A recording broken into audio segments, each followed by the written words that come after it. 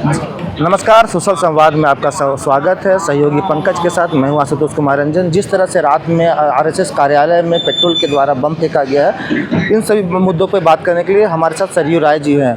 Sir, जिस तरह से रात में बम फेंका गया तो इसको किस तरह से आप देखते हैं? एक सोची समझी साजिश का हिस्सा है।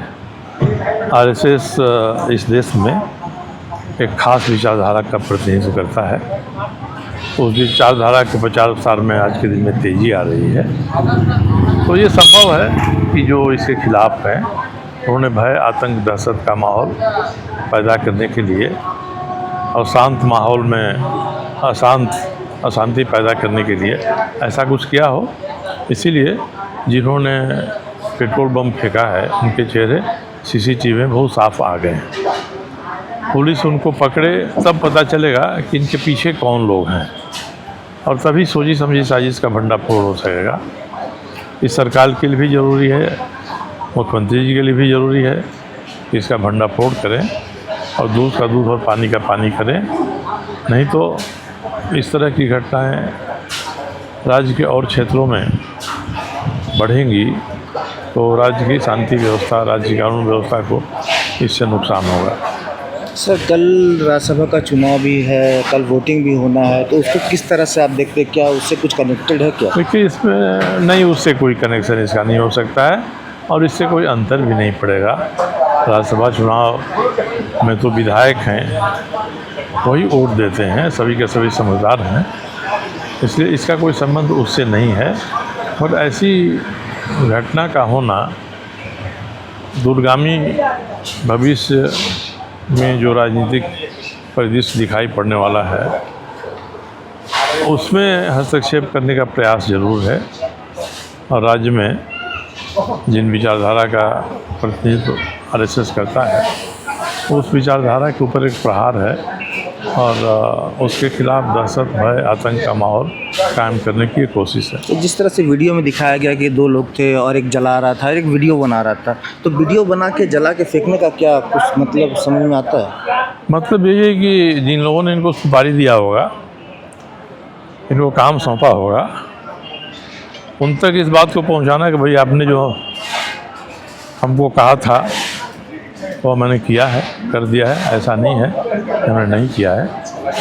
और इससे भी शंका पैदा होती है कि एक समूह ऐसा है जो इस तरह की गतिविधियों की प्लानिंग कर रहा है और उस प्लानिंग में ऐसे वीडियो, ऐसे चित्रों का स्थान हो सकता है, इसलिए उन्होंने किया ऐसा। जी, कल वोटिंग होना है, उसको लेकर आप क्या बोलते हैं? वोटिंग में तो देखिए, अब जितना होता है दोनों तरफ की सेनाएँ सज चुकी हैं। जाना है, वोट करना है। अब इसका नतीजा क्या होगा मैं ये कह नहीं सकता हूँ। हम लोगों की सहानुभूति निर्दलीय उम्मीदवार परिमल नाथवानी जी के साथ है। अपना वोट हम लोग करेंगे और उम्मीद करेंगे कि वो जीतें। तो क्या आप भी होटल जा रहे हैं? जाएंगे, दोपहर के बाद जाएंगे, क्योंकि अभी तक मैं बाहर हूँ। सभी साथियों का कहना है कि आपके आ जाने से बाकी सभी लोगों का भी मनोबल बढ़ेगा। अगर ऐसा है तो मैं चला जाऊँगा सर। ये हमारे साथ सरयू राय जी थे और अभी भाजपा के प्रवक्ता अजय जी भी हैं, उनसे भी हम बात करेंगे और जानेंगे कि सर, जिस तरह से बम फेंका गया उसका किस तरह से देखते हैं? देखिए, पिछले कुछ दिनों से अगर घटनाक्रम को आप देखेंगे तो लगातार आरएसएस के खिलाफ कोई ना कोई जुबानी जंग चल रही है। पहले कर्नाटक के होम मिनिस्टर प्रियांक खड़गे का बयान आया कि आरएसएस की अकाउंटेबिलिटी फिक्स की जाए। उसके बाद में अशोक गहलोत का बयान आता है कि आरएसएस को बैन कर देना चाहिए, इंदिरा गांधी जीवित होती आरएसएस को बैन कर देती।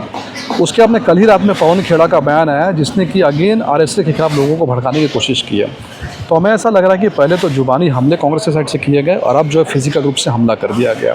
कांग्रेस पार्टी जो कि पूरे के पूरे देश में लुप्त हो चुकी है, उनका वजूद जो वो संकट पर है, कहीं ना कहीं ऐसी कोशिश कर रही है कि भारतीय जनता पार्टी जो कि आरएसएस के कोख से निकली है, आरएसएस के खिलाफ हमले की जाए, आरएसएस के खिलाफ ऐसा एक हिंसक वातावरण बनाया जाए जिसमें जो भी ऐसे लोग हमारे देश में हैं जो कि आरएसएस से नफरत करते हैं, जिनका वजूद आरएसएस के कारण मिट रहा है, उनको कहीं ना कहीं भड़काया जा रहा है। और हमें ये जो घटना रांची में हुई है इसको लेकर के हमें शंका है, इसमें कहीं ना कहीं बहुत बड़ी आपराधिक साजिश है, क्योंकि आरएसएस के हेडक्वार्टर में इस तरीके से हमला करना कोई छोटी मोटी बात नहीं है।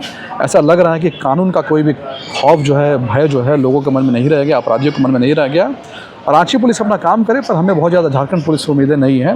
हम चाहेंगे कि जल्द से जल्द केंद्र सरकार यहाँ पर एनआईए को डिप्यूट करे, एनआईए से जांच हो, तभी कुछ जो है निकल कर आ पाएगा कि इसके पीछे कौन से लोग हैं। सर, जैसे 16 तारीख की रात को ये घटना घटती है और 18 तारीख को वोटिंग यानी कि कल, तो उसको इसमें क्या कुछ तार दिख रहा है जुड़ता हुआ?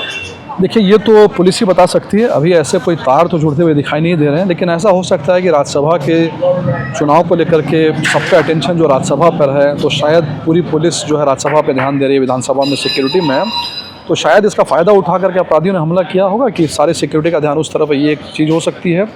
और एक ये भी जो हो सकती है कि चूँकि राज्यसभा का चुनाव यहाँ पर पूरे के पूरे मीडिया का अटेंशन झारखंड में है कि झारखंड में क्या होने वाला है, तो जाहिर सी बात है जब पूरा का पूरा मीडिया देश का अटेंशन किसी राज्य में हो, तो वहाँ पर बॉम्ब ब्लास्ट करके एक तरह से एक पैनिक क्रिएट करने की कोशिश ये हो सकती है। परंतु हम ये उम्मीद करेंगे कि जल्द से जल्द कोई जो ठोस कार्रवाई होकर के जो इन्वेस्टिगेशन होता है वो अगर सामने आए तो हम बेहतर उस में कमेंट कर सकते हैं। जिस तरह से फ़ोटो आ रहा है सीसीटीवी का, उसमें दिखाया जा रहा है कि एक फेक रहा है, एक वीडियो बना रहा है, तो इसको क्या कैसे देखते हैं पूरा? देखिए, हमें ऐसा लगता है कि जिन लोगों ने पेट्रोल बम से कल हमला किया है, उन्हें उम्मीद नहीं थी कि उनका जो वीडियो है इस तरह से वायरल हो जाएगा, वीडियो में पकड़े जाएंगे। उन्होंने बहुत चालाकी से आकर किसी काम को करने का अंजाम दिया। लेकिन जैसा कि मैंने कहा कि जिस तरीके से कांग्रेस पार्टी पूरे देश में लोगों को भड़का रही है, तो भड़काने का मतलब है कि कई बार जैसे कि हम लोग समझते हैं टेररिज्म के लैंग्वेज में फिदाइन अटैक होता है, जिसमें किसी ट्रेनिंग की आवश्यकता लिए बिना कुछ युवक जो है बॉम्ब लेकर के कहीं भी कूद जाते हैं, आत्मघाती हमला करते हैं। तो यह भी हो सकता है। तो इसमें क्या एंगल है ये तो इन्वेस्टिगेशन के बाद ही मालूम चलेगा, और उम्मीद करेंगे हम कि जल्द से जल्द एनआईए की टीम यहाँ पर आए, एनआईए जांच करे, क्योंकि इसमें टेरर एंगल हो सकता है, और उसके बाद ही हम इस पर कोई बता पाएंगे कि आखिर यहाँ पर क्या हुआ। जैसे कि आप हमारे साथ अजय शाह जी, भाजपा प्रवक्ता अजय शाह जी थे, और इन्होंने सारी मामलाओं को विस्तार से बताएं। अब आपको हम दिखाना चाहेंगे कि जिस तरह से यहाँ पे बम फेंका गया था, ये वही कार्यालय है जहाँ पे बम फेंका गया था, और यहाँ पे सारे लोग एकत्रित हैं और यहाँ पे सर्च कर रहे हैं कि ये घटना कैसे हुआ और किसको लेकर घटना किया गया। यहाँ पे कुछ टीम भी आई हुई है, आपको हम दिखाना चाहेंगे कि बीजेपी के तमाम नेताओं यहाँ पर आप साफ तौर से देख सकते हैं कि ये वही बिल्डिंग है जहाँ पे कल रात को पेट्रोल के द्वारा बम फेंका गया था, और यहाँ पे सारे बीजेपी के कार्यकर्ता उपस्थित हैं। आपको हम अंदर भी ले चलते हैं, अंदर भी दिखाते हैं।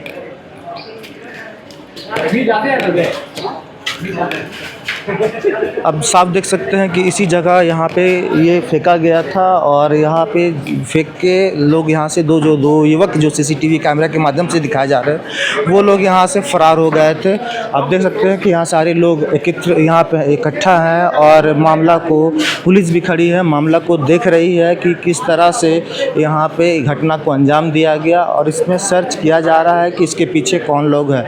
और भी खबरों के लिए आप हमारे सोशल संवाद न्यूज़ से बने रहिए। सहयोगी पंकज के साथ मैं हूँ आशुतोष कुमार रंजन। नमस्कार।